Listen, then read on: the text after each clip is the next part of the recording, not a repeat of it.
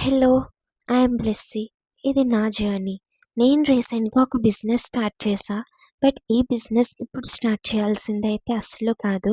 నాకు 1 year back వచ్చిన thought ఇది. కానీ ఒక్క రీజన్ వల్లనే నేను ఆగిపోయా. బయట వాళ్ళు ఏమనుకుంటారు, రిలేటివ్స్ ఏమనుకుంటారు అని అక్కడే ఆగిపోయా. బట్ ఫైనల్‌గా ఒక డెసిషన్ అయితే తీసుకున్నా. ఎవరేమనుకుంటే నాకేంటి, అనుకునే వాళ్ళు ఏదైనా అనుకుంటారు.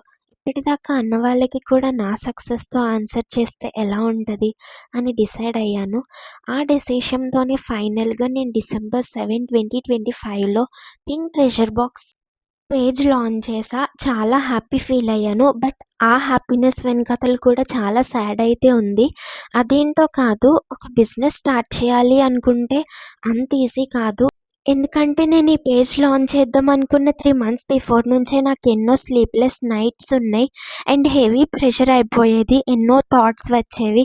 ఇలా చేస్తే బావుంటుందా? అలా చేస్తే బావుంటుందా అని.